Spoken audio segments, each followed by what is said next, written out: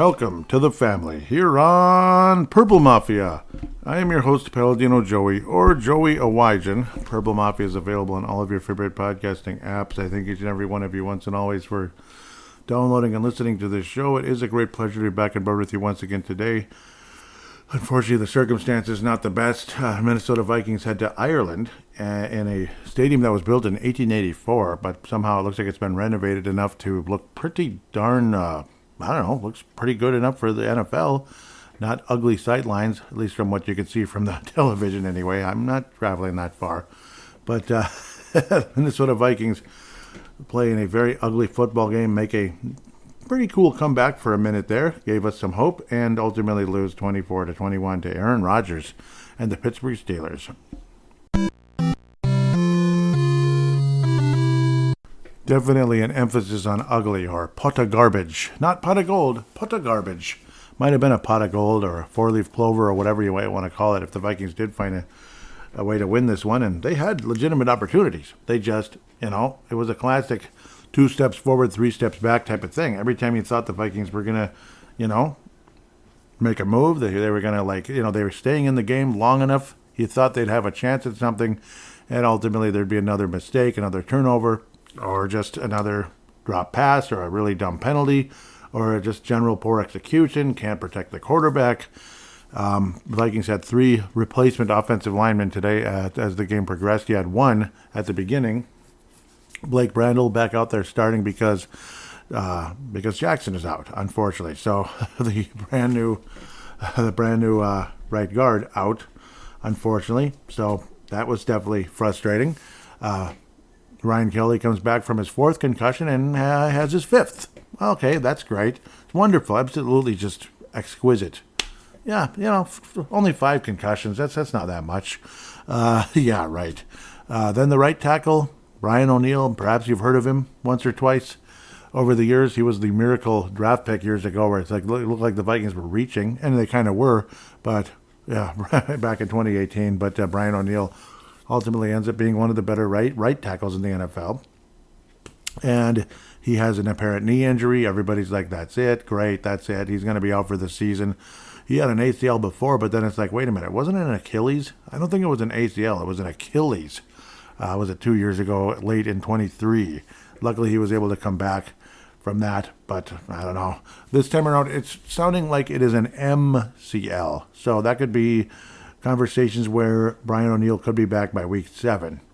So if it's not a severe MCL sprain, otherwise he could be out until, who knows, like maybe November or something. But it is not season ending. I repeat, not season ending, so that's the good part. The bad part is this team is coming off the rails. It's, I don't know, Carson Wentz proved to all of us that he is a backup quarterback. He's actually a pretty good backup, though. Like, let's all be honest and analyze the situation here before we just start saying Carson Wentz is the worst quarterback ever. No, he's just not a starter at the end of the day. He's not a starter. He's a halfway decent backup. He won a game. What's a good backup quarterback? A guy who can win a game for you in a situation where your quarterback is out. That's what a backup quarterback is. A backup quarterback isn't necessarily like what we wish in the old days. It's a guy who can turn your season around and turn you into a Super Bowl contender. Like maybe or win a Super Bowl for you. In Jeff Hostetler's case for the New York Giants years ago, or Nick Foles' case for the Eagles, when Carson Wentz once upon a time was a spectacular prospect, and he absolutely was. Obviously, injuries and other, things along the way where teams figured him out or whatever, they got him to make mistakes. They'd goad him into making mistakes and such over the years, and he became less and less of a star and became more of a kind of run-of-the-mill to below average starter to a halfway decent backup is basically what Carson Wentz is now. He's a good backup quarterback, but he's not a star, obviously, or he's not a full-time starter in this league. He's not somebody you want to sign to a 5-year contract unless it's specifically as the backup. But usually backup quarterbacks don't get 5-year contracts, usually, unless they're really young or something and you really have a good feeling about them to at least be a nice backup. So, with all that said, it was an ugly, ugly game. Carson Wentz would have some moments, and then he wouldn't. Ultimately, 350 yards in the air, 46 attempts.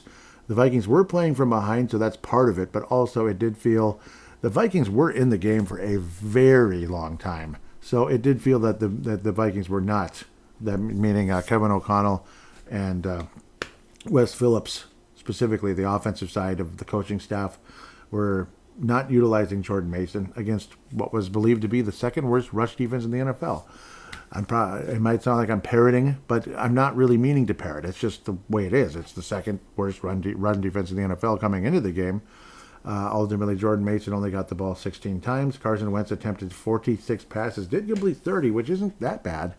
He did miss a couple times, but that's the way it goes. Quarterbacks miss once in a while, except Aaron Rodgers only had 4 incomplete passes in the whole game. He's been a lot better with Pittsburgh than he was last year with the New York Jets, but he's also 2 years removed from Achilles tear, not 1 year like last year. I could about bet the house that this certain guy named Kirk Cousins would probably be a significantly better quarterback this year versus last if he was able to come back for Atlanta. But, well, then again, we'll talk about the Falcons in the second segment. The Pittsburgh Steelers starting running back was out today, and Kenneth Gainwell gained well, as people are all kind of having fun with that one. Yeah, it was Tecmo Bowl football on the Pittsburgh side because the Vikings' run defense stunk. Conversations have been brought up about why the heck did we trade away Harrison Phillips, not Harrison Smith, but Harrison Phillips, the big chubby run-stopping defensive lineman. Well, it kind of is what it is. He definitely had been dropping off. I think Harrison Phillips might have been a help today, but it just kind of feels like Harrison Phillips wasn't all that great as the season progressed last year either at times. It was like 2 years ago he was still pretty damn good. But I don't know. It was death by 1,000 cuts in this one. Annoying interceptions by Carson Wentz. Like, they weren't terrible plays, but they just weren't good. Like, he would just kind of miss, maybe trying to force a play that just wasn't there, that type of thing, and that's where the multiple interceptions came into play. Vikings got insanely lucky when one of the better players on the team, the guy who should have been utilized more and did have some nice moments in today's game, despite only a 9 for a long, which is pretty lame.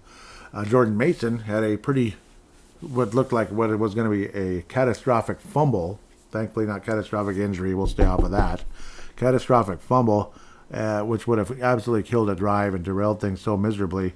And ultimately, the ball did go out of bounds. So the Vikings were able to maintain possession, thank God, as the player was out of bounds when the ball was touched. So Jordan Mason the Vikings were able to maintain possession of the ball in that situation. So that was a huge break, thankfully, after review, as it had appeared to be Pittsburgh ball that they had recovered. But ultimately, again, Vikings lucked out and got their first field goal and made it 3-0. After that, it was pretty much all Pittsburgh until very, very, very late in the game. Jordan Addison was back, and it showed, but he did have at least one play, one throw that went right through his hands that I think cost the Vikings an opportunity to, have this thing going in the right direction, and it ultimately ended up being another one of those worthless punt drives. So insanely frustrating. Had the play of the game, though, 81-yard catch and run, basically, which was great. What was it, about 30, 40 yards down the field, and Jordan Addison was left uncovered, and he took off, but ultimately was caught. I'm not even sure how, but other than he was kind of not necessarily, the ball wasn't necessarily in a position where Jordan Addison was catching it in stride. He had to kind of turn around. So it is what it is. He probably couldn't believe how open he was either. So it was absolutely great.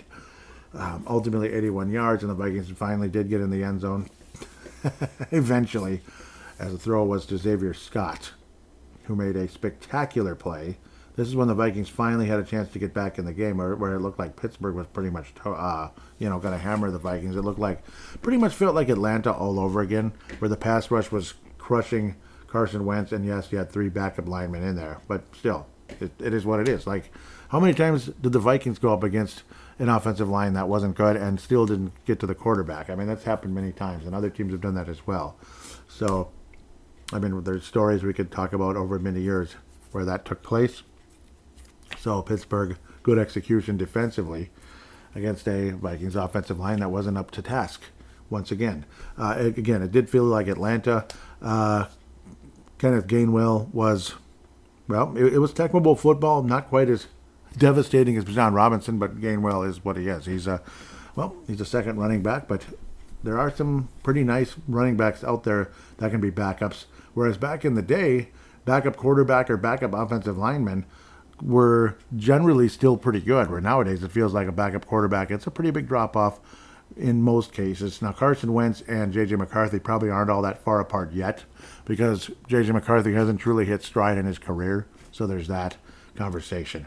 Justin Jefferson, 10 catches, 126 yards. Again, did not get in the end zone. Both touchdown plays were very short yardage plays where the Vikings would have big chunk plays to get deep in the end, deep in the red zone, and then thankfully did get in. Also a completion, a 2-point conversion to Jalen Naylor after scoring a touchdown.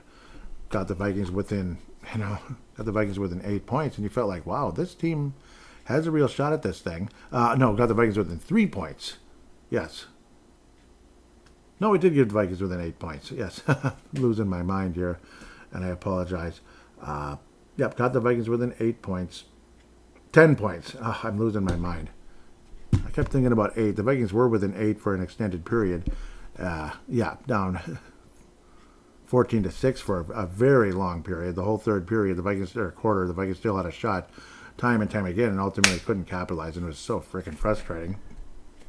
Another late field goal, this one only 28 yards at the end of the half, which is kind of funny. The Vikings always seem to find a way to make a field goal right before halftime. This one did have 16 seconds remaining, though, so it wasn't quite like a last-second thing, but pretty close. Generally speaking, though, yeah, this was extremely disappointing. But yeah, the Vikings would get it within 10 points, thankfully, after the big play from Mr. Jordan Addison. And then Xavier Scott, again, spectacular play, staying in the end zone. Absolutely great. Great play, staying into the end zone, keeping his feet down. Apparently he was a receiver in his younger days in high school. He played receiver at times, so that's where he was able to get the footwork to stay in the end zone. And this is a bigger running back, so it was kind of cool to see that at the end of the day. And yes, a conversion to Jalen Naylor, who ultimately would get a touchdown later on another short play to make it 24-21. Suddenly the Vikings had a real shot. The Vikings would get the ball back with, what was it, a minute 14 left? Minute 14 or a minute 16, but you get the idea. Golden opportunity. No timeouts, but a minute plus from the 35-yard line. I mean, not Pittsburgh's or anything, but still 65 yards.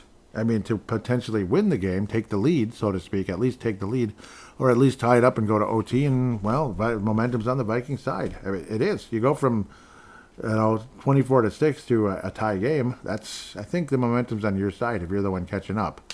And, well, who knows what would happen in that situation. But for it to end so frustratingly and the clock management to be so poorly handled, it's just, I don't know. It just kind of figured. It was a fitting end to a game that looked like this team was getting their ass handed to them most of the way. And, it would be like this student that was just failing the whole year. And then, okay, now I'm going to finally get caught up. I'm going to get caught up in the homework, this and that. I'm going to pass with a D-. We're going to get out of this 7th grade, 8th grade, whatever grade it was, 9th grade. We're going to get out of here, and I'm going to not even have to go to summer school. This is wonderful. I don't even have to get to summer school. I'm going to get out of here with a D or D-, and yay.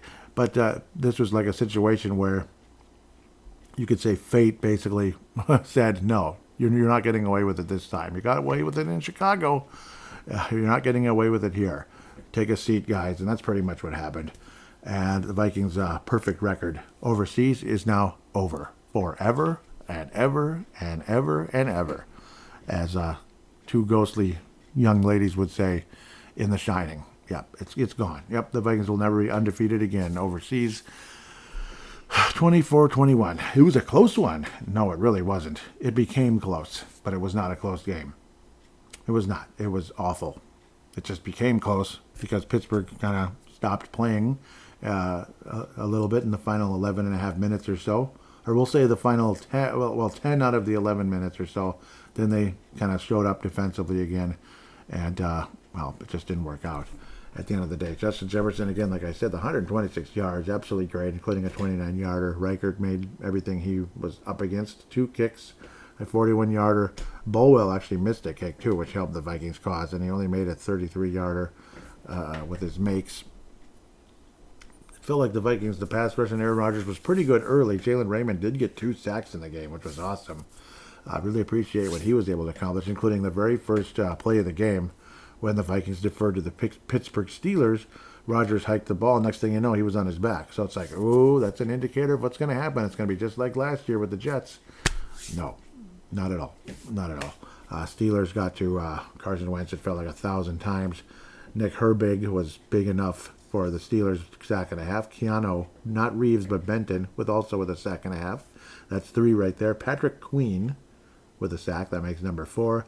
Deshaun Elliott with a sack. That makes number 5. And TJ Watt with a sack and a big interception along the way, which was so flipping frustrating. You felt every time the Vikings had something going, like I'll keep saying, 2 steps forward, 3 steps back. And that's what it felt like the whole game.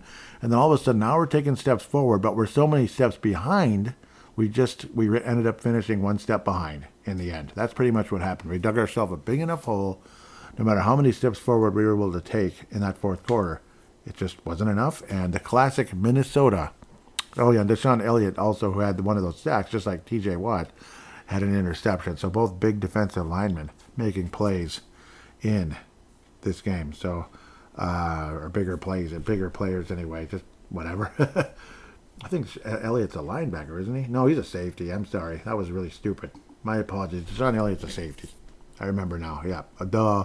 So my apologies. TJ Watt, though, obviously a future Hall of Fame DE, just like his brother, older brother, JJ, of, yeah, Arizona and such. So, what's it, Houston first, right? That son of a gun. But TJ's definitely had a wonderful career, and he ended up becoming the better and better player as JJ kept getting more and more injured every year and finally retired. But, yeah, it was 6 sacks on J.J. McCarthy as well versus Atlanta. So this game was almost Atlanta-like for the longest time, except this time there was a little bit extra oomph from the Vikings offense late to make it more interesting, but it ended up falling short, like we always say here in Minnesota. We just came up short. We sure did. The Fran Tarkington Award winner, because obviously the missed kick by Mr. Chris Boswell was a block on a 30-yarder, which again would have been a chip shot, easy, score for the Pittsburgh Steelers. It would have been just a field goal, but still a blocked kick by none other than Isaiah Rodgers. So another big play by him. This one on special teams, and also interesting that the injury to Brian O'Neill happened on a kick by Will Reichert as well. So that's another situation there. That's oh so frustrating to see happening, but. Yeah, it's weird having one of your big linemen in that play, but I guess that's how that goes, isn't it?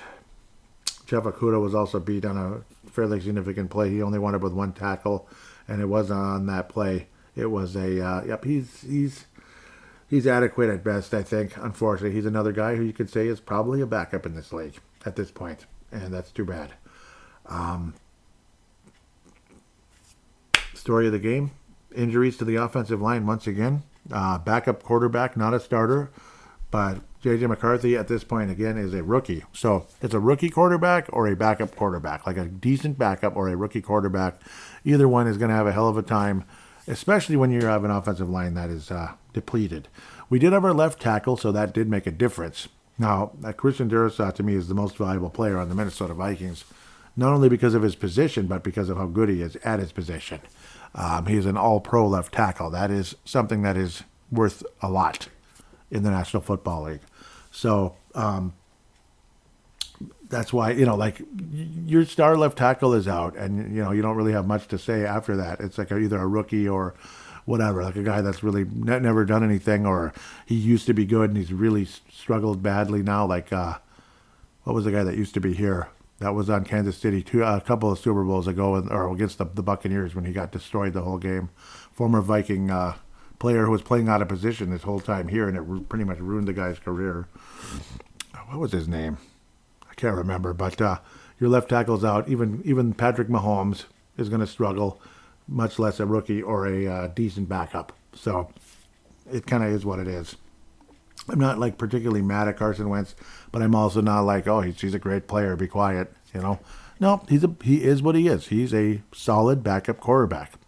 Not a terrible backup quarterback. He's a solid backup quarterback. He's not Stoney Case. He's not the guy we had here for an extended period. Whoa, I keep forgetting his name.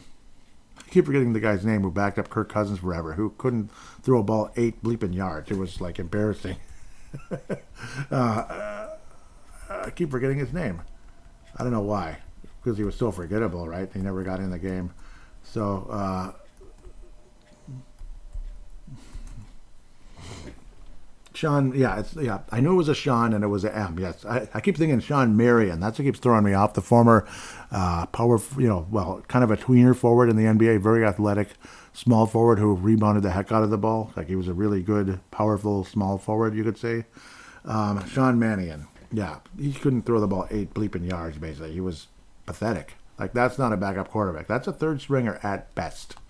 I would have rather have Jake Browning. And Browning wasn't on the roster, but he was considered the third stringer back then. So, the friend Tarkington, I want to give it to Isaiah Rodgers. Was he that spectacular? It was cool that he had the nice block. I don't know. It's tough. I mean, it could go to Justin Jefferson, and maybe it should. He had a wonderful, wonderful game. He kept the Vikings in this thing in a lot of ways. Yes, Justin Jefferson's going to get it. Otherwise, if you want to give it to one on offense, one on defense, defense definitely goes to Jalen Raymond with a couple of sacks. That definitely helped the Vikings and helped attempt to set the tone early, but unfortunately it wasn't meant to be. One other comment, DK Metcalf is a punk. I can't stand the guy. I didn't like him in Seattle, and I don't like him in Pittsburgh either. Obviously, he followed Russell Wilson to Pittsburgh, but, Russell Wilson only stayed there a year. I can't stand DK Metcalf. That Seattle team drove me nuts. Kind of like the Chiefs. Yep. But, so Raymond and Jefferson. Jefferson's going to get the nod for the overall one. The Christian Ponder Memorial for this game could be all over the place, generally offensive line. Some of the blown coverages along the way weren't also great. Like the blown tackles drove me nuts. Like Ivan Pace Jr. ended up saving a play where, what was it? Just a terrible blown tackles on Kenneth Gainwell when it was like 3rd and 12 or something. Like, come on, guys. Make the stop. That was weak. It just, it's so frustrating. Or it was like, it was ridiculous. So that's kind of how we felt there. At the end of the day, I think I don't even know what to say. Probably poor tackling defensively. The offensive line is what it is. When it's backups, it's backups.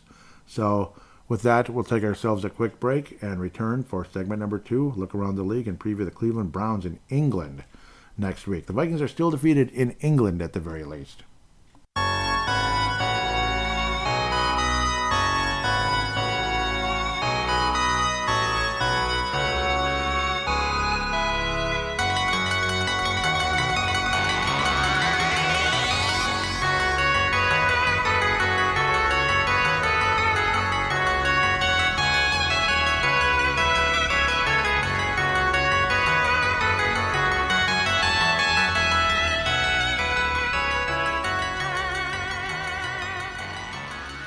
And we are back here on Purple Mafia, segment number 2, looking around the league and, of course, previewing the Cleveland Browns next week, who are 1-3. Yeah, they got stomped pretty good today, so we'll see what happens. We'll see which version of the Cleveland Browns we're going to get going into next week. Apologize, I'm almost burping my head off here. So, upcoming, what do we have? Right now, flashing on the screen is Green Bay and Dallas. Packers lead 13-9 as we head into the half. A much later start than I would have liked to segment number 2. Jets and Miami, a couple of 0-3 clubs coming up tomorrow, along with Cincinnati, who's still 2-1, believe it or not, despite last week's thrombing by the Vikings. Yeah, and the 1-2 Broncos. Those are both the Monday night games coming up. Otherwise, it was kind of a funky week, you could say, for the most part. I'm not seeing any Thursday games. That's where I'm kind of confused. There had to have been. And now I'm just losing my mind here at the end of the day. Of course, I'm just looking at it straightforward as Seattle and Arizona. Yeah, a 23-20 victory by the Seattle Seahawks over Arizona. Sam Darnold surviving kind of a crazy game. Good for him. 111 quarterback rating, 1 touchdown thrown. Kyler Murray with 2 interceptions. Nothing special, nothing to really write home about. Not the most exciting football game. But Seattle is 3-1, so good for them, I suppose. I was going to watch the Lynx, but they're choking away a game, and it's going to be a complete waste of a great season. It's just, I don't know, it's welcome to Minnesota, that's all. The only team that actually wins anything since 91, and they're taking on the same chokeritis that every other stupid team in this town does. Anytime you get your hopes up, it's the same old bleep. It's just the way it is. Next, Washington versus Atlanta. The Atlanta Falcons with the win, 34-27 over the Washington Commanders. Marcus Mariota started at quarterback for the Washington Commanders. So obviously no Jaden Daniels. Jaden Daniels is out this week. Michael Penix Jr. returns to the lineup and throws for 303 yards, 1 interception, 2 touchdowns, and a very high quarterback rating of 126 because he completed 20 of 26 passes. Bijan Robinson, about 4.5 a carry for 75 yards and a touchdown. And Tyler Aguilar, the bigger guy, also adding a touchdown. Atlanta's run game definitely putting the can of something on the Washington Commanders defense, which is actually thought of as to be pretty damn good. 126 yards on the ground between those two guys. And, I think my math, that's the right math. 126 yards on the ground, 2 touchdowns, and then 303 yards in the air for Michael Penix. Pretty elite offense by the Falcons. Kirk Cousins didn't see a snap, unfortunately. Parker Romo made both of his kicks. 38-yarder. I tried signing him the other week, and it's like, oh, no, he's not available. It's like, what the hell? So something was confusing. I wound up with Matt Prater. I guess can't complain too much about a guy like that. And on a team that scores a lot of points and might even win the Super Bowl this year, the Buffalo Bills. Atlanta looking real good. Washington struggling with the injury of Jaden Daniels. Unfortunately for them. Debu Samuel with 72 yards in the air and a touchdown, so good for him. He also ran for 9. Yay. Anyhow, we'll get off of that right away. Washington drops to 2-2. Atlanta goes up to 2-2. So one person's junk is the other person's treasure, I guess. Maybe the best and the worst team in the league kicking off with Buffalo and New Orleans. New Orleans dropping to 0-4, 31-19. New Orleans actually kind of held in this one pretty darn good. They were in this game pretty much the whole way until Buffalo kind of pulled away in the second half of the fourth quarter. Pretty crazy. Buffalo, sometimes that's how it is, though. Like an inferior team, like, say, when the Timberwolves used to be a really bad team, they'd hang in there against, like, the Phoenix Suns, who had the best record in the Western Conference or the whole league back in, like, 93 or something. They'd be right there all the way to the finish, but then the better team would pull away down the stretch. It's just reality kind of set again, Spencer Rattler, 27 attempts, 126 yards and a touchdown. Just mediocre stuff. I mean, that's a backup quarterback right there. Like what I talked about with Carson Wentz. That's a backup. Spencer Rattler is a nice backup. He'd be a nice backup on the Vikings someday. Maybe if he gains a little more extra experience or something. Because you'd want an experienced guy if you have a real young one. If you have an older guy, it's nice to have a younger backup at the end of the day. Something along those lines. Or it's a guy who's very established, like, say, a Josh Allen, or he's not older. He's not an old guy, but he's established. You could afford to have a Spencer Rattler as a backup. Guy who might, go out there and do something. He's not a completely ineffective guy who can throw about 8 yards or something, like Sean Mannion. The guy couldn't throw like 10 yards. It was pathetic. It's amazing sometimes. Like, this guy's in the NFL, really? Really? And all these guys aren't? It's kind of weird. But that's why you see like a Max Brosmer in the league, because he probably should be in the league. He's pretty good. Max Brosner is a pretty good player. He might make a really good backup someday at the very least. Josh Allen won 2 touchdowns, and he did have to throw in that stupid grape jelly stain. Cincinnati, what are they called? New Orleans got cute with Chris Olave with 1 play, which was an interception. That sucks for them. Mr. James Cook III, 117 yards on the ground, Tecmo Bowl football, 5.3 a carry, and a touchdown. Josh Allen, of course, scampering along the way as well for a touchdown. Buffalo looking great. Prater, how did Prater do? Because that's my guy right there. Well, he made a 35-yarder and 4 extra points. Yeah, that's the thing. He's going to get most of the extra points. Buffalo scores touchdowns. They're not over there kicking 19 field goals like Atlanta might. Even though Atlanta definitely has some skill as well. Like, you never know. Atlanta might go a lot further than people think. Detroit and Cleveland, that'll be saved for last, not only because it's the NFC North, but because Cleveland is next week's opponent. And in a lot of ways, a lot of people historically have compared Detroit and Cleveland as the version of this version of the other when it came to the AFC and the NFC. Like Cleveland's the AFC version of Detroit, and Detroit's the NFC version of Cleveland. Like franchises that have just kind of struggled and had frustrations, they pop up sometimes and then they go right back down, that type of thing. But the general frustrations and a pretty big lack of success in the postseason and, well, oftentimes in the regular season as well. But Detroit looking awfully good today. We'll get back to that later, much later. Well, much later in this segment anyway. New Orleans, no. New England Patriots are 2-2. Again, Vrabel changing the culture there a little bit, smashing the Carolina Panthers 42-13. New England looking a lot more like the Brady era today, at least in that particular statistic. Drake May looking a little bit like Brady, kinda. He only attempted 17 passes, but he completed 14 of them. 2 touchdowns and a quarterback rating that was basically perfect at 155.6. Josh Dobbs attempted 1 pass as well because it was a blowout.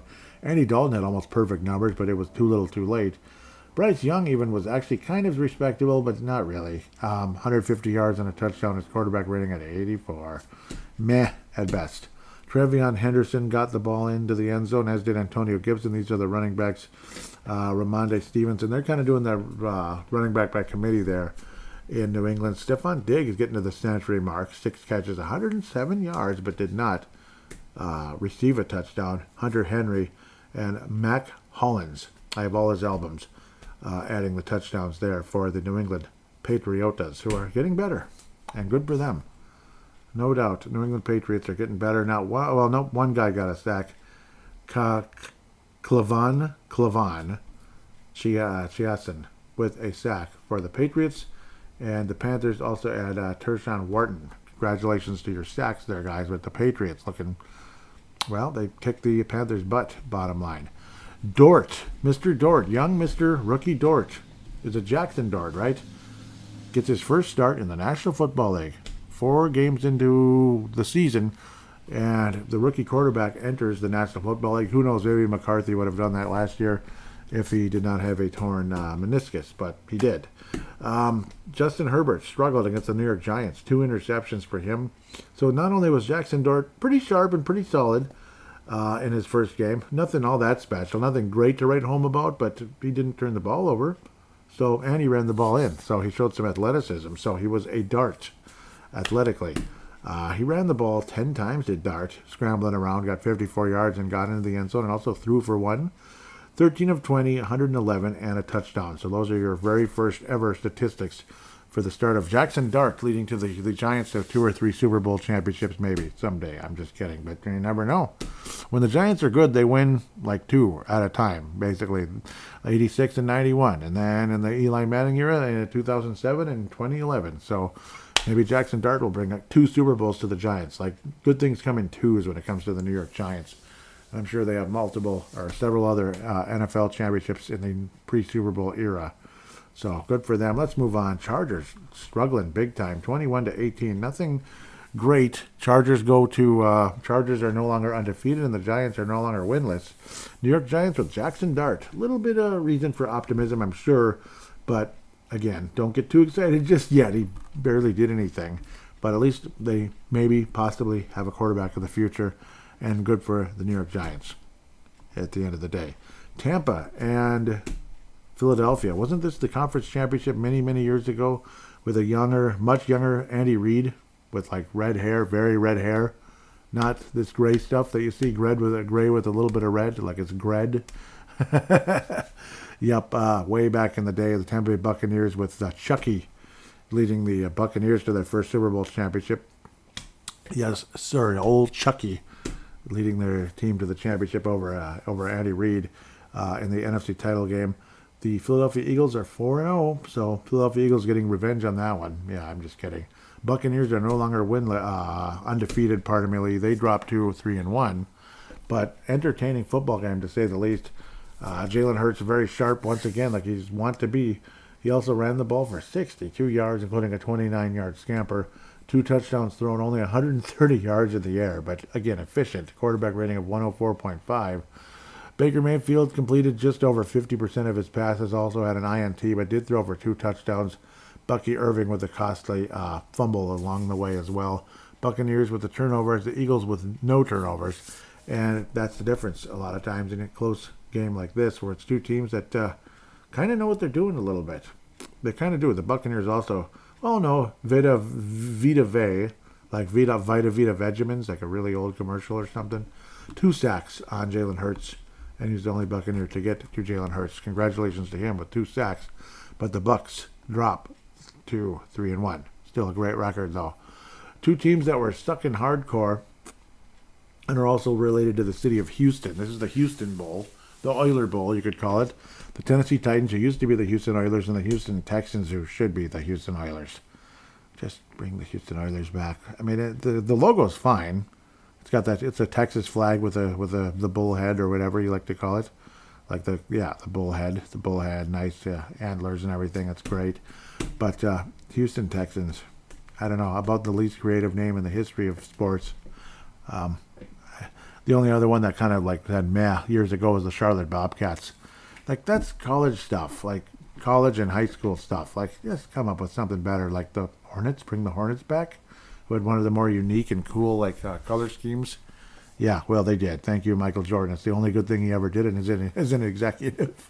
It is. He wasn't a very good executive with Washington or the Charlotte Hornets, Bobcats, Hornets, whatever. Anyhow, back to football. Other than the Houston Oilers, it's the Oiler Bowl.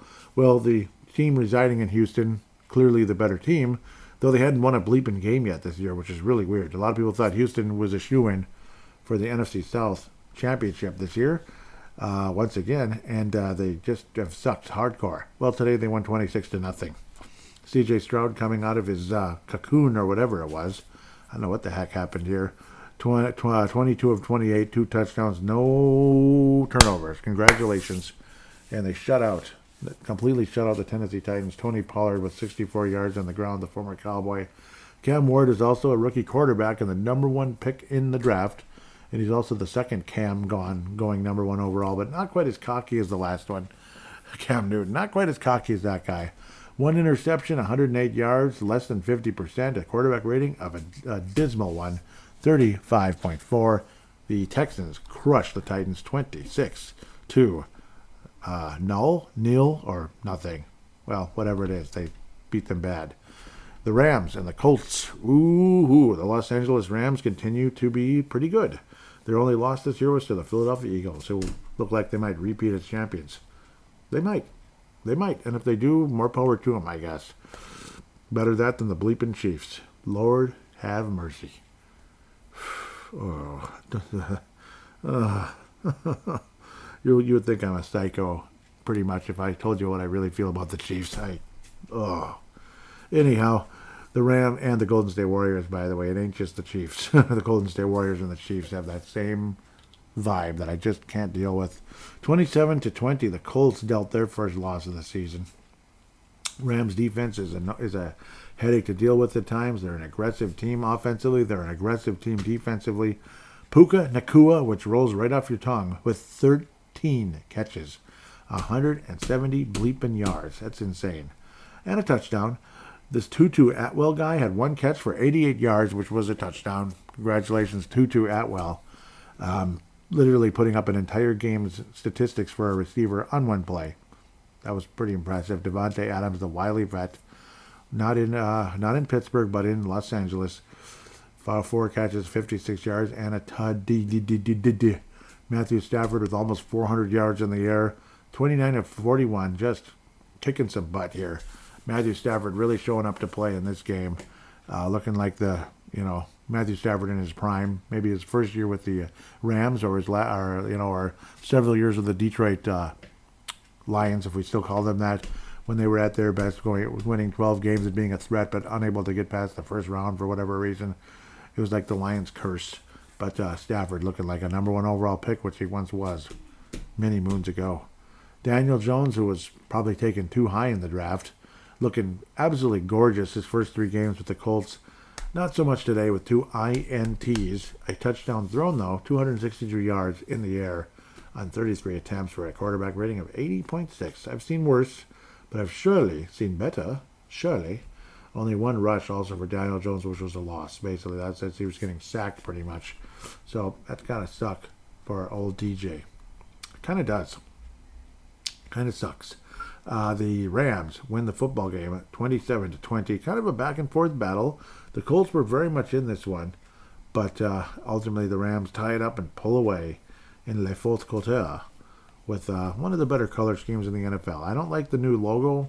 I don't like the new. I don't like the It's new. It's not as new as it used to be. I mean, they won the Super Bowl in it not long afterward. I like the retro look. I wish they'd bring it back. And I don't mean the St. Louis Rams look. I like the 80s look, kind of Rams, 70s and 80s looking Rams. Freaking awesome. It was awesome. But they brought the color scheme back. But the uniforms and helmets just in the logo don't do it for me. Never have and never will. But they sure are a threat, though. Might be the NFC title game, the Eagles and the Rams. Wouldn't surprise me, actually, if that was the case. Because right now, I don't think there's two better teams in the NFC. Ooh, did I say that out loud? 49ers hosting the Jacksonville Jaguars, about everybody on the planet. So the Niners winning this one because the 49ers were 3-0. They were winning games despite the situation. They were just finding a way to win. And you figure, it's Jacksonville. They'll take care of business there, and they did not. Jacksonville Jaguars are actually 3-1. Don't look now, but they're a threat, believe it or not, in the AFC. Trevor Lawrence isn't turning the ball over as much as he was before, and Travis Etienne Jr. with 19 carries for 124 yards. Tecmo Bowl football. I'll keep saying it. Because you know what Tecmo Bowl football is? It's when you just run the crap out of the other team, and there's nothing they can do about it. It's like 5 yards. Okay, first down. 5 yards, first down. 5 yards, first down. That's kind of what it's like. Like, that is unstoppable stuff when it works. It's fun. That's why it's called Tecmo Bowl football, because eventually in that game, though, they put like 8 men in a box, and then it's like, boom, 2 yards in a cloud of dust or less. And that's not fun. 8 men in a box, you get absolutely smoked. And, that didn't seem to happen with the 49ers defense. They also did lose Nick Bosa to an ACL last week, which that's going to put a dampener on your season. It really is. What's the worst part about sports? It's not the heartbreak, it's not the choking, and it's not the heartbreak. It's the injuries. It's the injuries. Like, you have everything, looking positive. You're doing fine, and then bam, an ACL. It just breaks your heart. An Achilles, or even worse, like some crazy neck injury. It's just like, no way. It's really sad. And obviously, neck injury can affect your life, but anything can. Concussions can affect your life. Like Ryan Kelly. I mean, I don't know. Is he gonna consider like stepping away from the game at this point now that he's got 5? So kind of sucks. It was a risk the Vikings took. Brock Purdy did return, and the 49ers lost. 309 yards in the air with 2 interceptions, 2 touchdowns, and Brock Purdy also was feeling generous today. He added a fumble along the way. And Demarcus Robinson, Luke Farrell also added a fumble. 4 turnovers for the San Francisco 49ers. The Jacksonville Jaguars had 0 turnovers. And they also had a return touchdown. So a great day for the Jags. But the Niners were in it the whole way, but ended up losing at the end. Unfortunately. Very much so. Thomas Morstead, the former Saint, of course, with the punt. The famous Thomas Morstead had a Parker Washington return for 87 yards against him. And, the 2-point conversion failed. But let's keep going. That explains the 26, which is an odd number in the NFL, of course, or in football in general. The hated, evil, disgusting Kansas City Chiefs beat the Baltimore Ravens today in Arrowhead. In Arrowhead. I wish I could find an Arrowhead. Doggone it. I mean, people find those things like stone ones that are from, they say that they could be up to thousands of years old, though history says otherwise. I don't think they're quite that old, but maybe, especially really large ones in case that was something bigger than, something large like a giant that may have lived in North America, where history has proven that as well, or archaeology. But anyhow, it'd be cool to find something like that. I don't know why I'm going down that rabbit hole. The Chiefs crushed the Baltimore Ravens 37-20. I had the Baltimore Ravens winning the AFC this year, and or no, did I have winning the whole thing? I had the 49ers winning the whole thing. Yeah, well, maybe they will, but I don't think so. I doubt it. That's going to look really bad. That's a bad pick.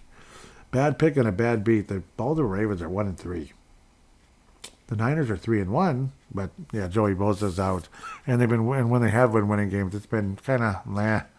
It was kind of like the Chiefs years ago with Bono as quarterback. What was that, like 94, 95, I believe? Yeah, where they were 13-3, and then it was like, yeah, they got beat in the first round by Jim Harbaugh and the Colts. Remember that? And it was like, oh, like the Chiefs lost. Can you believe it? I'm like, yeah, I can, because Steve Bono ain't going to take you to a Super Bowl. God bless him. Jim Harbaugh and the Colts were on some kind of a mission, and it was fun to watch, but unfortunately that mission ended so slightly by such a narrow margin to the Pittsburgh Steelers, who then also got beat by such a narrow margin to the hated Cowboys. That was the most hated team in the league at the time, and deservedly so. But thankfully, they haven't won a Super Bowl since. Hopefully, the Chiefs are done winning Super Bowls as well. 37-20 today over Lamar Jackson and the Colts. Lamar Jackson, very mediocre. 20 completions for 147 yards, a touchdown and interception. He also lost a fumble. That's not going to help. 48 yards on the ground for Lamar. Patrick Mahomes kind of returning to form that we haven't seen in quite a while. A lot of times you'll see Patrick Mahomes throw for 200 yards, a touchdown and an interception or something. And it's like all this GOAT talk makes you tired. But then all the GOAT people are going to get back at it again. And boy, they were out tonight. Or today, this afternoon. Just shut up. Shut up. Seriously. Anyhow, Patrick Mahomes, 270 yards, 4 touchdowns, no interceptions. So a lot more similar to what Mahomes has been doing. Or at least Mahomes had been doing leading up to about 2023-ish, around there. At some point along the way, it looked like he'd been kind of struggling, but still clutch and winning games at the end, time and time again. So I guess now we're going to the NFC North. The Packers again are on the screen right now, sort of. It's like halftime-ish.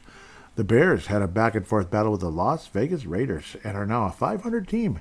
25-24 over the Las Vegas Raiders, who were dropped to 1-3. The Bears are 2-2 on la saison. DeAndre Swift was able to finish a touchdown drive, but a 2-point conversion failed. Caleb Williams tried to get to Rome Adunze, and it did not work out. Daniel Carlson made a 29-yarder. Santos made a 51-yarder. Caleb Williams did get Rome Adunze on a 27-yarder along the way. Santos also made a 52-yarder and a 43-yarder. Good for him. And a 46-yarder. Santos was kicking and kicking and kicking. And Geno Smith attempted 37 passes for 212 yards, 1 touchdown, 1 interception. Quarterback rating of 73.3. Very meh. Geno Smith threw 3 interceptions in the game. What the heck? That's terrible. Quarterback rating of 73. That sounds familiar. Is there an echo? Ashton Genty, though, was the star of the Las Vegas Raiders, except for the fact he fumbled the ball.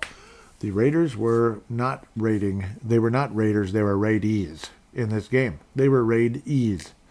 The Bears had 1 turnover, courtesy of Caleb Williams. The Raiders had 4. They were the Raidees in this one with 3 interceptions and a fumble lost. Even despite Ashton Genty being just about unstoppable in the game. 6.6 a carry, 138 yards, but that stinking fumble did not help the Las Vegas Raiders in this one. Ouchie, ouchie, ouchies. 3 pass deflections by Max Crosby. Wow, what a game. And an interception added along the way. The guy's an absolute stud, and good for him. Unfortunately, he could use a little help there in Las Vegas. And I don't mean the Oakland A's finally arriving there, or, excuse me, the Athletics. They're not called Oakland anymore. They're just called the Athletics. They're the cityless team. Because they play in a minor league ballpark in Sacramento, or at least, they will be next year as well. Sacramento, California, temporarily. And they'll finally become the Las Vegas Athletics in 2039, which is what it feels like. But I believe it's 28, which is too far away. What are you waiting for? Jeez. Must be wanting to build the nicest stadium in the history of the world, but I suppose Vegas has a pretty nice stadium as well. It is called Allegiant Stadium, and, well, the Bears beat them there. Yep. The only good team in Vegas is the Golden Knights, and that is a fact. It ain't the Raiders, and it won't be the Athletics either, at least not right away. Raiders have not been good since moving there, and they were worse before they moved there. Oh, they were worse. But we'll see how things go. Geno Smith definitely not getting the job done at the end of the day. Cleveland Browns heading to Detroit, or headed to Detroit before headed to England to play your Minnesota Vikings with Big Ben in attendance. Okay, not really. Well, let's see. There's three Big Bens. There's Ben Wallace, who used to be the center for the Detroit Pistons, NBA champions in 2004, pardon me, ending the Lakers dynasty just like the Detroit Pistons did back in 1989, ended the Magic and Kareem era unceremoniously. Boy, was that ugly. The Pistons, they swept that Laker team because they were all injured, basically, and Kareem was 42. Yeah, he was 42, and he was pretty much by himself out there. Worthy was still okay, but Magic Johnson and Byron Scott had like torn hamstring injuries, whatever. So terrific. That was bad. Why am I going down these weird rabbit holes? The Detroit Lions, 3-1 on the season after they lost to the Packers in the season opener, if I remember correctly. That was weird. But since then, they've been pretty tough. Very tough. 34-10, Detroit. Looks like the best team in the division. Again, the Cowboys right now are beating the Packers 16-13. The Dallas Cowboys, who really aren't that bad. They're just not that good either. They'd probably beat us, especially there. But every time we go there, it's like 34-3. It's like, what the flip Saunders, man. The time that the Vikings would kick the Cowboys' butts were when we had, that one year, 2020 or 2009, when Brett Favre and the Vikings smoked that team in the second round. That was awesome. Anyhow, we'll get off of that topic really quick. Jared Goff, not even that great. 27 attempts, 16 completions, 168 with another interception, and he did throw for 2 tutties, which is great. Jahmyr Gibbs, again, 6.1 a carry. The guy is just unstoppable once you get him going. Did get a touchdown at the end of the day. A lot of it was just Cleveland sucked. Joe Flacco starting at quarterback is criminal. Like seriously, why is Joe Flacco the starting quarterback for this team? I get it, Jinder Sanders is a rookie, and he's kind of an ass. Some of the stuff he says is just, seriously, just shut up. Oh, sorry, his dad's Dion. Yeah, great mentor he is. But go Buffs. Yeah, screw that. Like when everybody was all going crazy about the Buffs, it's like, just shut up. Seriously. Flacco with 2 interceptions, 39.3. That is malpractice. I mean, this is malpractice, man. He's, 41, 42? And, 2 years ago when Flacco was there, I just loved him. I loved it. I loved what Cleveland was doing. I really did. He took Cleveland to the playoffs. Do you realize how cool that is? But, of course, Baker Mayfield did as well. Almost beat the Chiefs in the postseason. That would have been freaking awesome, but of course they didn't. It's malpractice. I'm sure Vince Germano would say the same if he happens to be listening. Coming in out of Melbourne, Australia, of course, about as good a friend as you'll ever get. And fan of the Cleveland Browns. And, I have a soft spot for the Browns. I always have. And I don't know. It kind of sucks to see them get smacked around like this. It's not fun. Amon-Ra St. Brown received both of the touchdowns thrown by Jared Goff, and he caught everything coming his way. 7 targets, 7 catches. That's awesome. Detroit, they look like a threat, and they killed a mosquito with an axe and all that good stuff. The big star, Aiden Hutchinson, looked like he was hurt, but he came back, so good for him. 2 sacks for Aiden Hutchinson. And, it was a shame to see him get hurt last year. It really was, and I wouldn't doubt Detroit would have been better going into the postseason last year if they had a healthy Aiden Hutchinson, but it just wasn't meant to be. He was out for the year pretty early, but the Lions persevered. It still finished like 15-2, which is just sick, but it just wasn't meant to be, unfortunately, for the Detroit Lions long term. Like both the Vikings and the Lions didn't win a single playoff game last year. Isn't that stupid? Let's see, this team won 15 games, this team won 14 games, and they didn't win one playoff game. Jeez. But the other team that won 14 playoff games won the whole enchilada, and that was your Philadelphia Eagles, folks. Detroit, definitely, I think they look like the best team in the division again. I do. Green Bay is a threat, but they're not that scary to me. Cleveland, again, it's malpractice, and if the Vikings, put it this way, the Vikings lose to the Cleveland Browns next week, I think it's malpractice. Are they going to put Joe Flacco in at quarterback? Because I remember Joe Flacco last year, people were commenting on, like, he looked like he didn't even want to be there. Like, get me out of here. With the Colts last year. Like, not necessarily like he hated the Colts, but he didn't want to be, it's like he was at a point, like, he was so getting banged up so much that, like, why am I even in the game right now? This is torture. That was the comment people were making at the very least. I'm sure he would rather be playing than not playing, but eventually it's like, it's time to go. I love you, man, but it's time to go. And I like Joe Flacco. I respect him. I love what he's done throughout his career. I love what he did with Cleveland 2 years ago. It's time to go, Joe. It's time to go. Like, he should be like quarterback coach, not quarterback. Seriously. Dead serious. And it's not because he sucks. It's because it's time. It's time. It's time.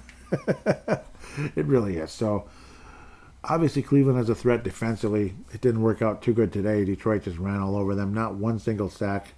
Myles Garrett scares the crap out of me with this Vikings offensive line. Myles Garrett might get 3 sacks next week by himself. That's what scares me going into next week's game. That's the one thing that could be a huge problem is Myles Garrett and that pass rush. Cleveland Browns were just not a joke, obviously, but today they were. Everybody was a joke in Cleveland in today's game because against Detroit. Detroit showed up to play. Cleveland, it's kind of a toxic vibe, and I know Vince Germano does not like Kevin Stefanski, but I do. That's the one thing that we don't agree with. I don't love Kevin Stefanski, but I like him. I think he's a good coach. But the current situation at quarterback in Cleveland is one of the funkiest things I've ever seen. Like, why don't the Vikings bring back Gus Frerotte or something? That's kind of like what this is like. Almost. Not quite to that point, but it's getting there. Like a Sean Hill. Like, what are you doing, guys? Now, Flacco's done more in his career than Sean Hill, but at the same time, it's like, this is weird. And who's this Dylan Gabriel guy? Like, I have no confidence in him. Deshaun Watson is like hurt until hell freezes over, and even if he comes back, it's like whatever. They gave him $1 billion, and he's just, he's just toxic anyway. Even when healthy, he's toxic. Like, nobody wants to see him. Big guy, tons of talent, but he just stinks now. And of course, missing the time with the suspension and such, that didn't help either.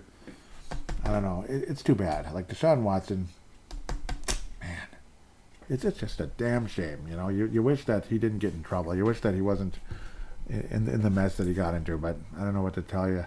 Shadur Sanders is considered out. I'm not sure what the deal is there. He's also a rookie, and he ended up being a 5th-round pick. And we'll see. He's an ass. Like, he needs to get his head out of somewhere.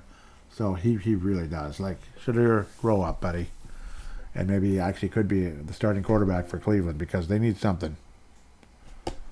Yep, of course the Lynx lost. They freaking stuck. They were winning by like 16 points, and they found a way to let that one go.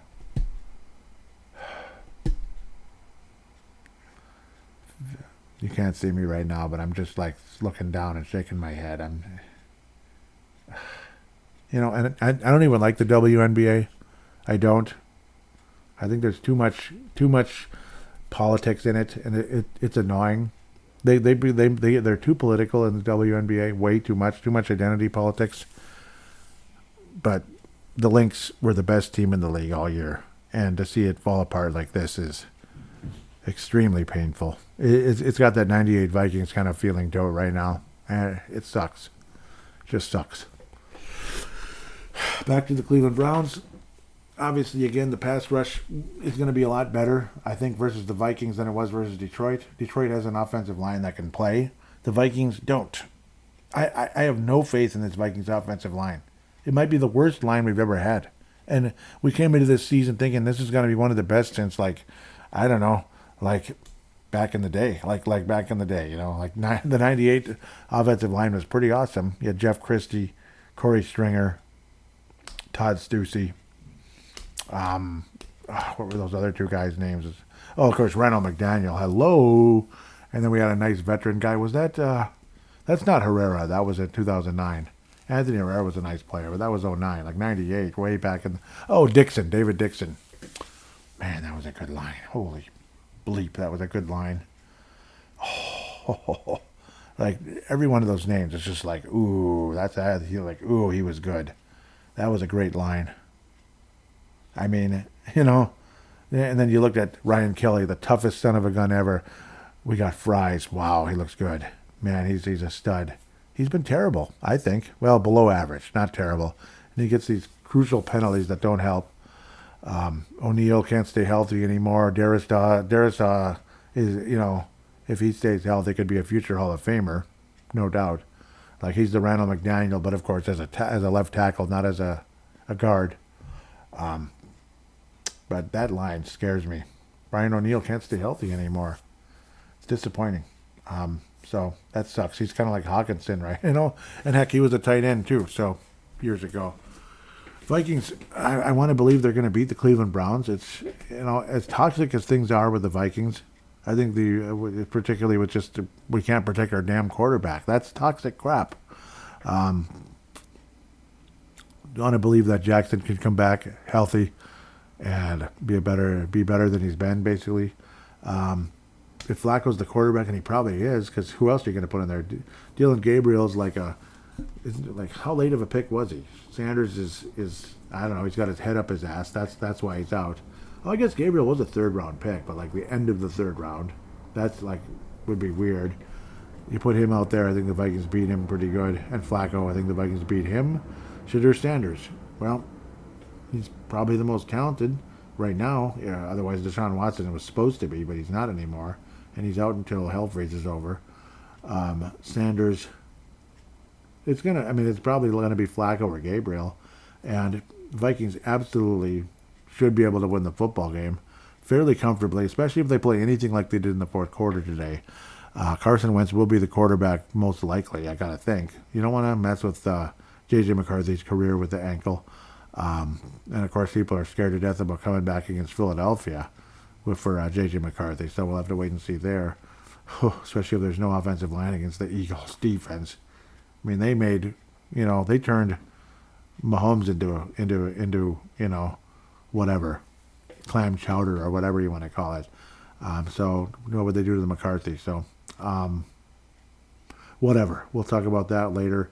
Otherwise, the Vikings absolutely should beat the Cleveland Browns. We're going to say a final score along the likes of, it's not going to be that great, 27-20. The Vikings will win by a single touchdown. It's not going to be anything pretty. 28-21. Vikings will beat the Cleveland 27-20. I'm just seeing that weird number for some reason. Vikings win the football game that way. There'll be some field goals involved. Wentz will throw, and I remember I was afraid that he would throw an interception or two against the Steelers, and he sure did. It's going to be something similar, like 200-ish, 50 yards by Wentz. Not 300, but 250-ish yards. 2 touchdowns, maybe one interception. And the Vikings beat the Browns 27-20. Justin Jefferson scores a touchdown finally. I know it's like going out on a limb, right? But it'd be nice to see him actually get one. And we'll have to wait and see how things turn out later. But Vikings will win 27-20 over the Cleveland Browns. We'll return for fan interaction after this.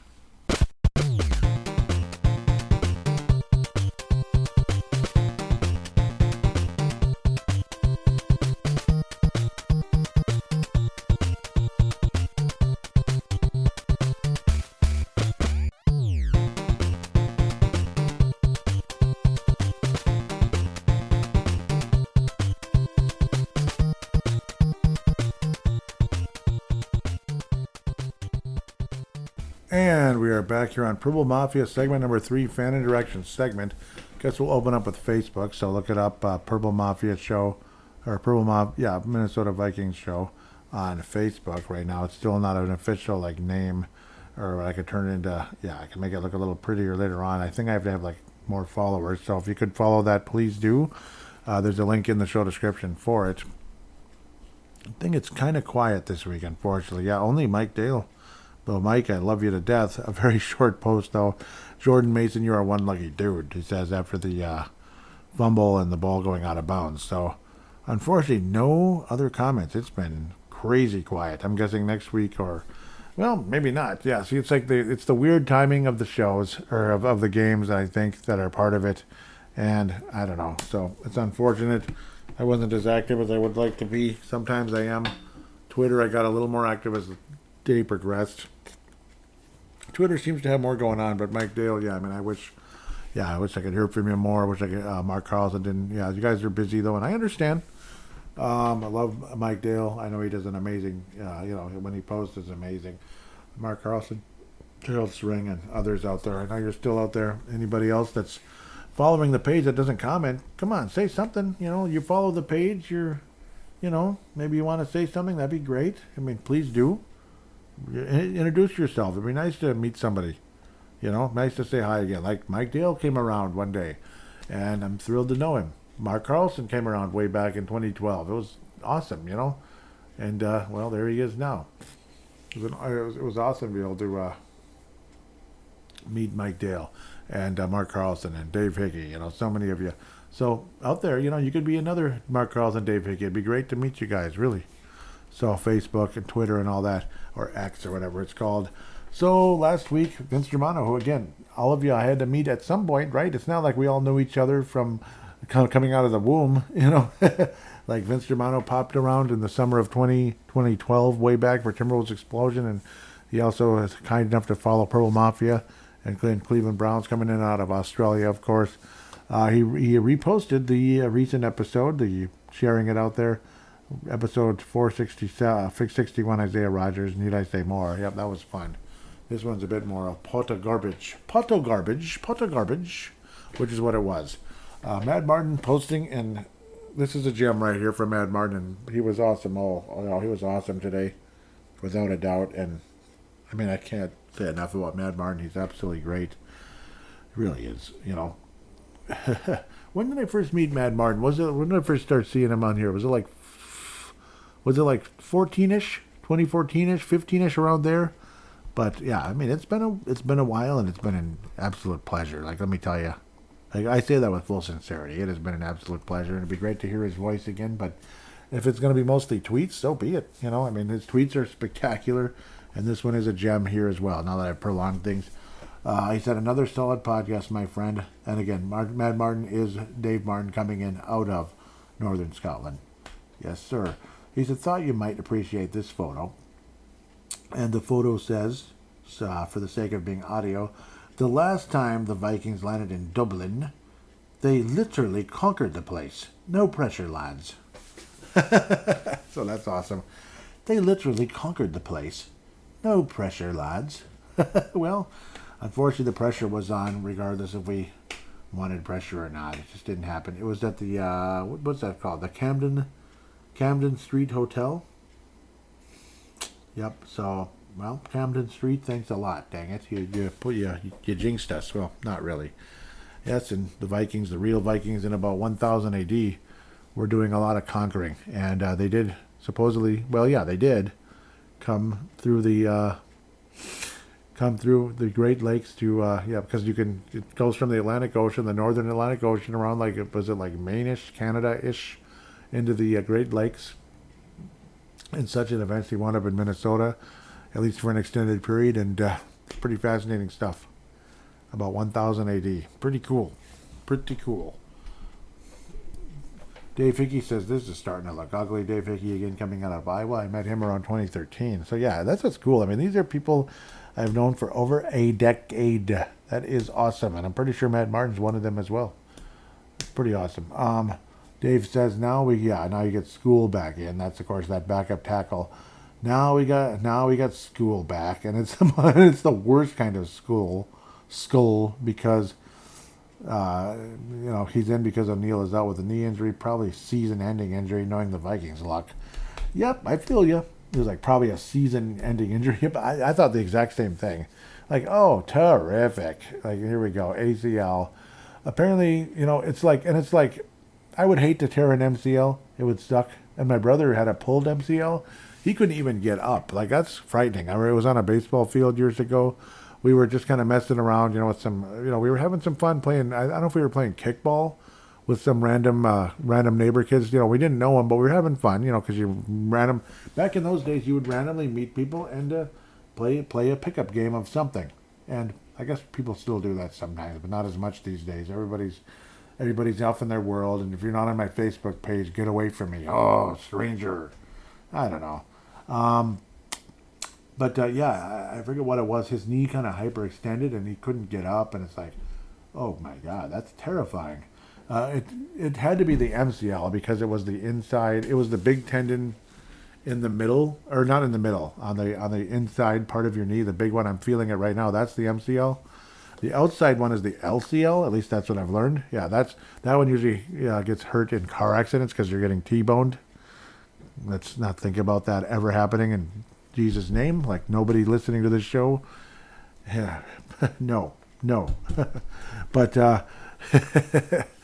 but the MCL is the inner one, and that one sometimes things happen, and it's like, oh boy, he's hurt. Oh, that sucks. But then it's like, well, at least it's not the ACL, which is the big main one that you way in the center there, that trainers tend to you grab, and if there's no pressure, it's torn. Like, there's nothing holding your knee. There's nothing holding that area together. So that's kind of scary. So we'll see the severity with Mr. Brian O'Neal, I guess, within tomorrow or so, or Tuesday at the latest, and we'll see what's going on. So if it's possibly week 7 he returns, or maybe a month later or something. So, but he will be back this year, which is good. Going back to, because there's grade 1, that's the microscopic. Grade 2 is where it's a significant tear, requiring surgery. Usually grade 1 heals on its own.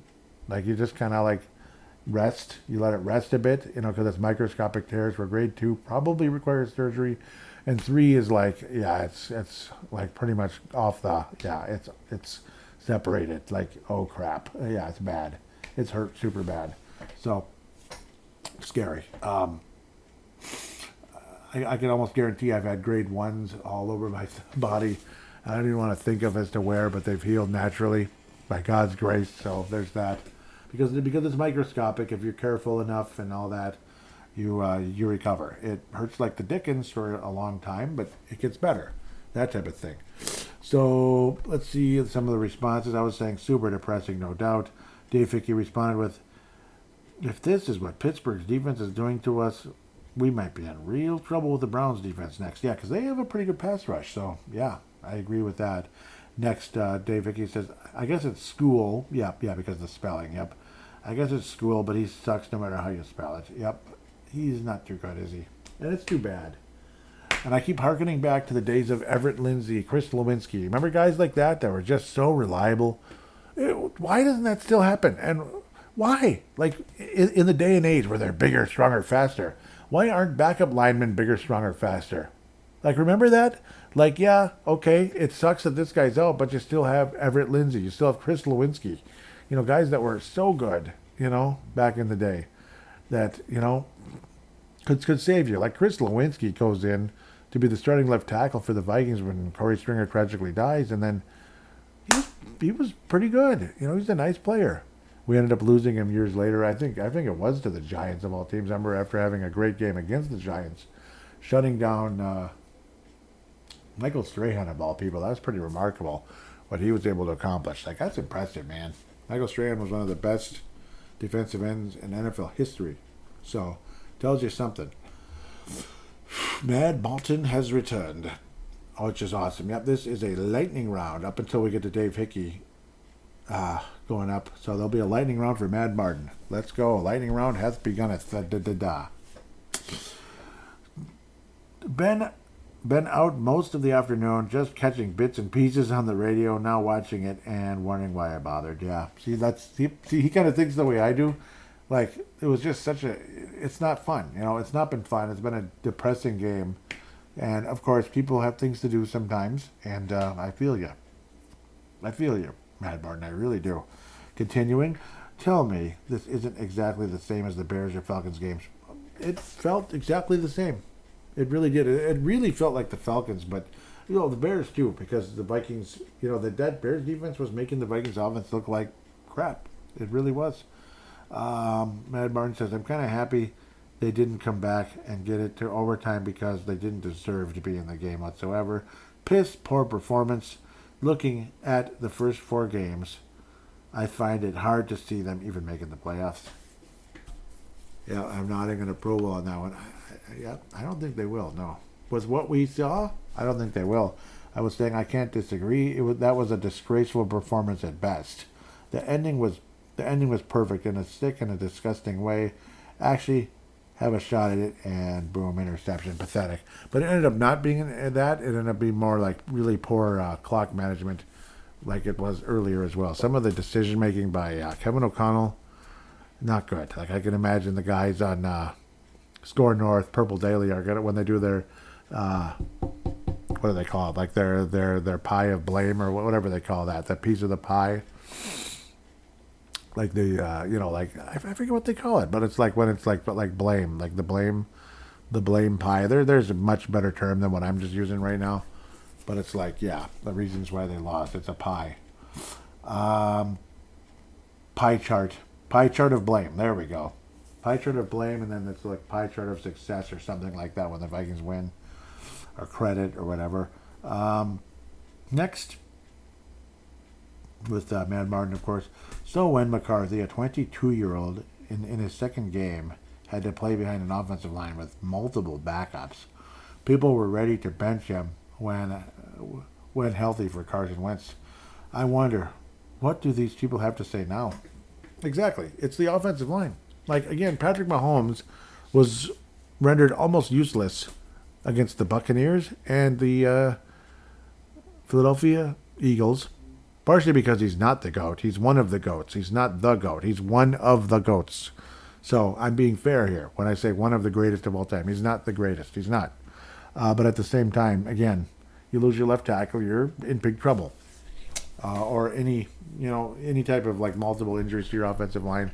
Joe Burrow was phenomenal in that Super Bowl, but the line just didn't protect him enough down the stretch, and the Rams ended up winning that game by a narrow margin because Cincinnati just could not protect Joe Burrow, particularly late in that game, and it breaks my heart to this day. Would have loved to see the Cincinnati Bengals win that game. Let me tell you. Continuing with Matt Martin, that Cincinnati defense made Carson look half decent last week, but against a half decent defense, we get a true picture. It's not pretty. Yeah, I mean, and I don't think Carson Wentz is as lousy as other people think. I think he's a backup quarterback. Like, we saw a backup quarterback, out there play like what he is. Play pretty much what he is, a backup quarterback. He can win games for you, but not all the time. And certainly not in that situation. That type of thing. Where maybe a young superstar or a superstar in his prime can. McCarthy is definitely not at the superstar level right now, and, well, I hope he gets there. We'll just put it at that. I hope he gets there. Next, all I can say is I'm glad I didn't get a ticket for Dublin. I wasn't going to pay $700 for the pleasure. Yeah, I'm with you 1,000% there. And just imagine the crazy, I'm going to say it, crazy people. And if you happen to be somebody that flew all the way to Dublin, the cost there, the hotels, how expensive that was, and get the tickets to the game and pay for any type of thing at the game and get souvenirs and maybe spend another night there and fly back. God bless you and more power to you. But I think you're a little crazy. I can't even fathom it. I can't even fathom it. But those of you that did, I mean, God bless you. It's your choice. It's your choice. I mean, I don't mean to be disrespectful. I can't fathom myself doing that for so many reasons. Even though it would be kind of a cool experience, but I mean, I'm not, you know, I'm not financially ready for that type of thing. I just don't want to do that. That's all. Next, Flores. These are all Mad Martin, of course. Flores needs to be more aggressive to start sending guys every snap. Yeah, it felt like he was kind of holding back a bit, didn't it? Coverage isn't there. Run defense isn't there. Going to getting difficult to win against a lot of teams. Going to be difficult to win against a lot of teams. Absolutely. I mean, it's so true. And again, I apologize. I should probably interact more. Well, not probably. I absolutely need to interact more. But at the same time, a lot of these are perfect to be on the show as well because they're all completely, it's great. Continuing, boy, do we need this defense to really up its game because in their last 5 games, including the wild card playoff loss to the Rams, the Vikings have conceded a total of 27 sacks. Wow. Yeah, that's right. Yep, the last 5 games, they've conceded a total of 27 sacks. That would be Mad Martin's Neato stat of the night right there. Mad Martin's crazy stat of the night. We'll call it that. You know, there's... God, I wish that person upstairs could sit down. If you have so much freaking energy, go for a walk outside, sweetheart. God, it's annoying. I'd like to sack that person right now. Sick, what's his name? Sick TJ Watt on that person right now. But 27 sacks in 5 games. That is Mad Martin's crazy stat of the night. Like, again, what's the guy's name? What's wrong with me? Ernie Johnson's Neato stat of the night, on what's it called? So this would be Mad Martin's crazy stat of the night, or mad stat of the night. 27 sacks with at least 3 sacks allowed in each game. 27 sacks. Should I read it one more time? Boy, do we need this defense to really up its game because in their last 5 games, including wild card loss to the Rams, the Vikings have conceded a total of 27 sacks with at least... Did you notice that's 5 games, 27? Wow. With at least 3 sacks allowed in each game. Oh my gosh. Oh my God. That's a lot. I mean, that is a lot. There are teams sometimes that don't get that many during the course of a season, That's insane. That is staggering. That's absolutely staggering. Of course, that would be, again, the Lions game where we got throttled. Rams game, we got throttled. Bears game, ugly. Cincinnati game, not as ugly, but whatever. Atlanta game was bleeping ugly. Cincinnati was after the Atlanta game, but whatever. And this Pittsburgh game, yeah. It's disgusting. Yeah, even Cincinnati got Mr. Wentz. Continuing, Vikings appear to have the luck of the Irish. Yeah, getting back in that one and not, They had some lucky breaks in this game and they should have won, but they actually should have won because of the lucky breaks, not because they deserved to, just like Matt Martin again was saying, they didn't deserve to win. Yes, that was that same one. I'll read it one more time. I'm kind of happy they didn't come back and get it in overtime because they didn't deserve to be in that game whatsoever. Piss poor performance looking at the first 4 games. I find it hard to see them even making the playoffs, and I do agree. Dave Vicky jumps in. The offensive line is an even bigger problem going forward, I think. I think so, too. Did I mention we need everything? Yep. Money received. Hey, that's nice. Okay, well, that's personal stuff. I've always viewed this year as a developmental... this would be Mad Martin, back to Mad Martin. As a developmental period focusing on our young quarterback's growth. I think so, yeah. And it's definitely going to have to be. While building a solid O-line to protect him is crucial, some of the other free agent signings seemed unnecessary. Kind of, yeah. And I said, and he continues saying, why not wait to assemble a stacked roster and make a serious push? Yeah, why do we kind of spend on older guys that are hurt a lot, too? It's kind of dumb, right? So I feel you there. Continuing with Mad Martin, utilize the upcoming week and the bye to rehabilitate injured players. Once McCarthy is reintegrated, behind a revamped and functional offensive line, if that's remotely possible, and focus on his development. Yeah, if it's remotely possible, yep. Yep, oh, I like that. Mad Martin continues, says, additionally, come on, get this thing out of here. Additionally, KOC should rely more heavily on Mason, introducing him early in the game and make necessary adjustments even after Jones' return. But without a functioning O-line, 7 to 8 wins might be a significant ask. Yeah, they could be pretty bad. If this offensive line isn't functional, they're bleeped. Like, they're going to be bad. They're going to be bad. They're going to be like the Bears, like last year's Bears. They're not going to be a competitive team. Might get a great draft pick, but you can't just count on that all the time, I suppose. Continuing, my biggest criticism would be lack of depth with too few starters coming through the draft. O-line is a classic example. Formidable line if all 5 starters are fully fit, but unlikely to see that, and the backups are not up to doing the job. That's on the GM. Feel you 100% there. Mad Mark says, add Riley. Ryan Kelly, that's me there, with a concussion. We cannot get a break on that O-line. Week 4, and it's starting to feel like a lost season already. Outside the Browns, do you see a W in the next 6 weeks? And I don't have much confidence in beating the Browns. Yeah.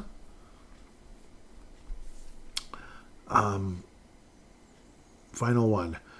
And what is really depressing, I've not even started on the D. Yeah. What happened to that so-called run defense? There is blame aplenty to go around today. Look forward to the podcast. Yeah, and the defense was pretty terrible. Yes, and thank you. And I always look forward to hearing from you. And keep these coming forever because they make the show better.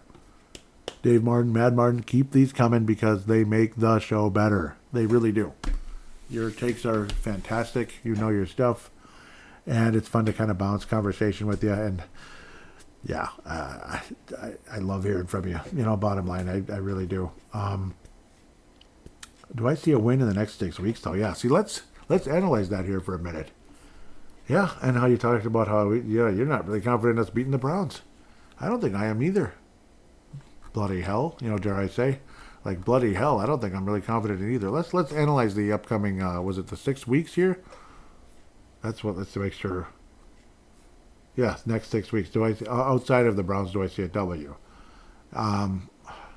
So, including the bye, though, right? I'm guessing when you say 6 weeks, just get to the stinking Vikings and not just the game here and get to the game list. Just to kind of analyze it real quick. Please? There we go. Yeah, Browns, yes. I am picking a win there. Then you get the bye week. Yay. Eagles, unlikely. Even though it's in the what do they call that place? It's called U.S. Bank Stadium. Then you get a Thursday with the Chargers. How quaint to have to go to the Los Angeles Chargers there. Oh, God. The Amazon game, a Thursday night. Then we go to Detroit. Oh, my God.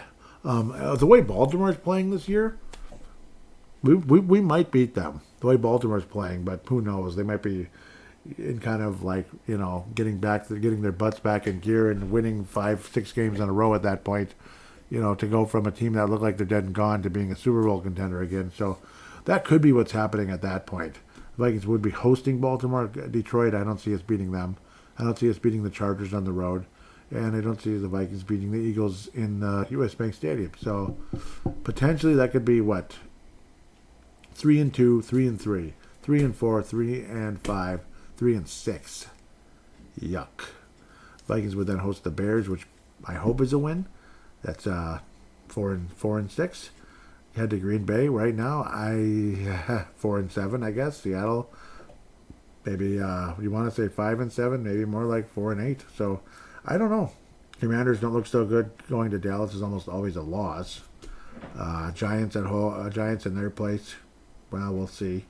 And the Vikings possibly could win their last 2 games, hosting Detroit and Green Bay, but we could also lose both of those. So this could go south really badly if the offensive line is just going to be hurt all the time. The Vikings might end up winning.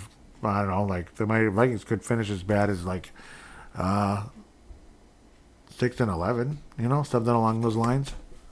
6-11, 5-12. That'd be pretty pathetic. But you get a high draft pick, I would think, a top 10 pick, and hopefully the Vikings can turn that into something nice. Vikings were 7-10 in 2023, and there are some definite indicators that this season's heading that way. Without people tearing their Achilles, and praise the Lord they won't. Please don't tear your Achilles, anybody. Please, I don't want to hear about that kind of nonsense. But it's as much as like even a Ryan Kelly with the whole concussion thing.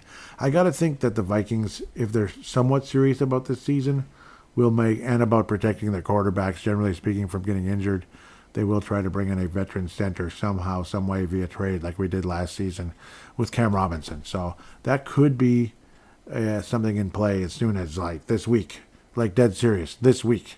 Vikings could be on the market for a center of some sorts to help, this team, because we need a center in the lineup. Jurgens, who I mispronounced on the video, I called him Bergens, but I don't know.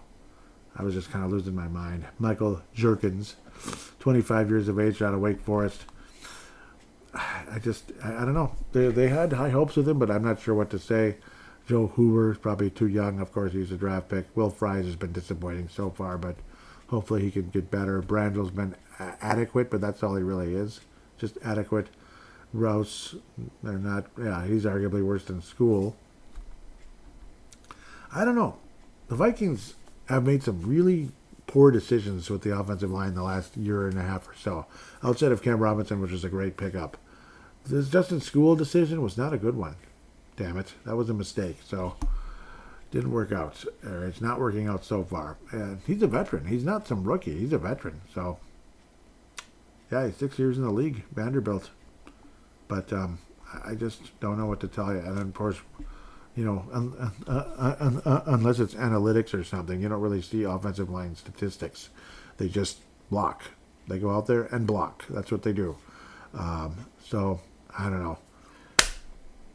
With all of that said, I want to thank you so much for those of you that have interacted with the show, and those of you that have interacted in the past. And, of course, I can't wait to hear from you again, the Mark Carlsons, the Gerald Strings, Sam